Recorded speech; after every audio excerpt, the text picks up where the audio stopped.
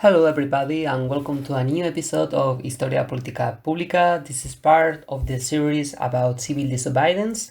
In the last episode, we spoke about Henry David Thoreau, why he's considered as the father of the civil disobedience movement, the acts that he performed during his life in the 1840s, 1850s, when he was in prison for refusing to pay taxes to the US government, who at that time was perpetuating a slavery system and also was financing a war on Mexico. In this episode, I would like to speak about other concept which is widely related with civil disobedience, which is political obligation. So the idea is like, does political obligation exist? Which kind of alliance do we have to our governments? This has been hugely debated along the centuries. Basically, the idea of political obligation has been highly contested, and for example, I think it acquired a maximum exponent with Thomas Hobbes and the social contract. Thomas Hobbes was this political theorist who lived in the 17th century and wrote the masterpiece Leviathan, in which he explains that Leviathan is a metaphorical figure which represent the state, and it serves to maintain the peace among people. Thomas Hobbes works under the premise that the human nature is evil, and henceforth the humans are brutish, nasty, and are in a perpetuate state of warfare. He was writing in 6040s, 6050s. He had to exile to France because apparently Leviathan was kind of very heretic for that time. He lived during the English Civil War. He was witnessing, when he was young, the 30 Years' Wars in Europe, and even it has been told that his mother, when she was pregnant, she suffered for a lot of stress. She was pregnant for Thomas Hobbes due to the certain invasion of the Spanish army to the British territory. So I say that to explain why Thomas Hobbes believed that humans are bad for nature, and it's because basically all his life he lived through a series of conflicts. So Thomas Hobbes assumes that a social contract is needed to maintain peace among the people. Social contract as a kind of allegory of a peace alliance between everybody, which does not have to be signed, and yet it helps to maintain the state of peace among the societies. But even before Thomas Hobbes, which is perhaps the first modern political theorist which talk about the social contract, there was another famous example back thousands of years ago.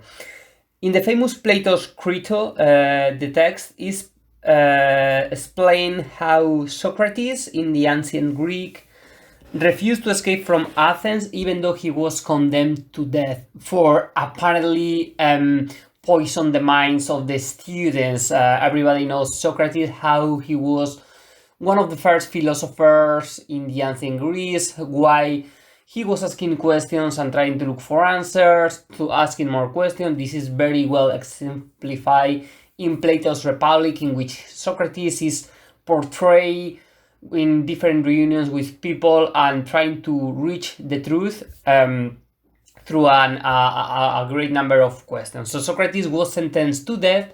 He was forced to drink the hemlock, to be poisoned and to die, because he was considered too radical in that sense, teaching different people in order that they will be able to think critically.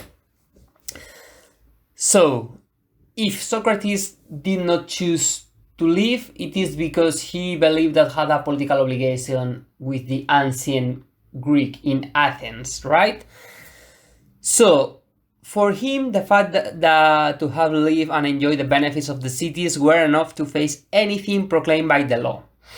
In Plato's writing, legal obligation and political obligation seem linked with each other.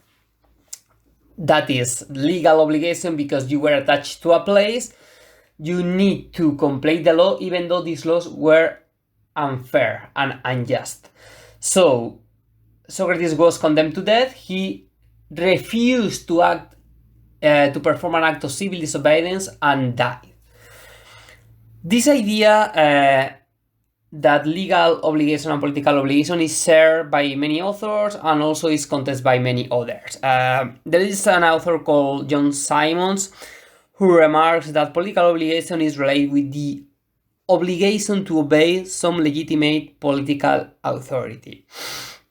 Nevertheless, there is also a debate about the relation between moral obligation and political obligation, in which people are said to obey those laws who are just. In other words, if you are forced to commit something which do you think is unfair, do you really need to comply with the law? Easy examples. During the 19th century, when slavery was legal in the British Empire or in the United States, it was illegal to free a black person. However, I don't think there is any doubt that this was the good thing to do. So morally, the person who did that was acting through a moral impulse, but at the same time was breaking the law. So which is the most important here? Breaking a law which is unjust or committing an act which is good in itself? Later I will speak about Hannah Arendt and this idea that how she refused the premise that we need to act according to our moral instincts, because she gives many examples. One is like, okay, but what if a person thinks that it's morally correct to oppress minorities, to kill black people, to refuse right to the LGBTQ plus community, to believe that women should be mistreated, and for defend those premises is based on consciousness, because Hannah Arendt in that sense she says that that the consciousness is unpolitical because it's just based on an individual premises. So we cannot base, according to her, the act to do just on individual consciousness, but rather in something which must be part of a huge group which has to be debate. So let's say that if there are 200 people wanting to act together and one person believes that racism is good, but the other explain to this person why racism is bad and it must be abolished without discussion, this person can be able to understand that, and at the same time, if all of them act in civil disobedience, they must hold together in that sense. But it's important, this idea of debate in public sphere and engaging with different people. Something like Walter Lippmann say that if a person came to your house, offer him the table, because if you threw him from the window, probably he will come back and destroy the whole building. Kind of metaphor to refer this idea that we need to try to speak with each other to understand different points, and if a person thinks differently than yourself, try to explain your arguments in the best manner for this person to engage with you. Okay, so speaking again about the social contract, there is a debate which is recurrent among contemporary theories and the fact that we are living in our societies, especially for those people who we are based in liberal democracies, who technically we enjoy the ideals of justice, liberty and equality which were implemented during the French Revolution in 1789. Hence, when people feel to be left out of this social contract in which apparently we all are part of it, these people may have the right to protest. And even those who do not suffer personally the immoral acts may join the oppressed. So, in other words, this is not to believe that the oppressed people are going to protest, but people who have are more fortunate in their life, they can join these people if they consider that their struggle is right to fight for. And speaking about the liberal democracy, this is very important if we analyze what is happening in our current societies. This year, it was in June when the Roe Wade legislation was abolished in the United States, in many regions of the country.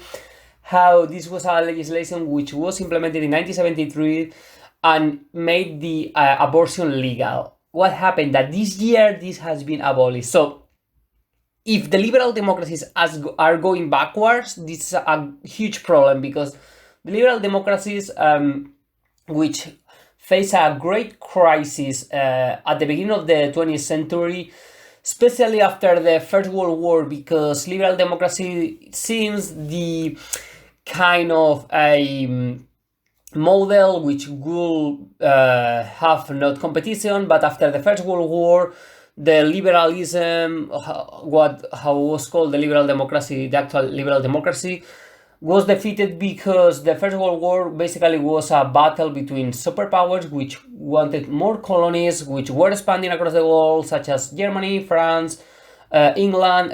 Germany wanted a piece of empire. England and France did not let this happen. So this was a war provoked basically for this idea of liberalism, to do what you want, to expand your territories, to go there, kill the different people, enslave the colonies, and so on.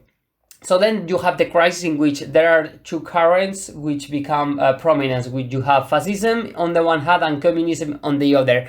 After 1945, fascism is defeated and you have communism and capitalism, liberal democracies, and so on. So you have the battle of two. And one of the legitimacy of the liberal democracy is that apparently in their societies there was freedom to speak, although, I mean, you have cases in which this is far from true, like the movement in 1960s in the United States, how the black people were segregated, how France committed huge crimes in Algeria. It's interesting because the day that Hitler surrendered and Nazi Germany lost the war, that same day the French army killed thousands of Algerians because they demanded the independence from the French state. So you have this idea of the resistance in France, how democracy has emerged as victory against the evil shadow of fascism, but at the same time killing Algerians in the other territory, which is paradoxical. And you have obviously England committing crimes in India and so on, even after the war. But anyway, the significance of liberal democracy had a great meaning in our time, because it meant a society in which people allegedly had freedom to choose, freedom to engage, or freedom to talk. But what happened? This, apart from the Roe Wade legislation, which has been abolished, as I have just mentioned, in the UK this year, there has been many laws which are clearly anti-democratic. So, for example, there is one which is going to show more ruthlessness with the demonstrators. That was passed in May.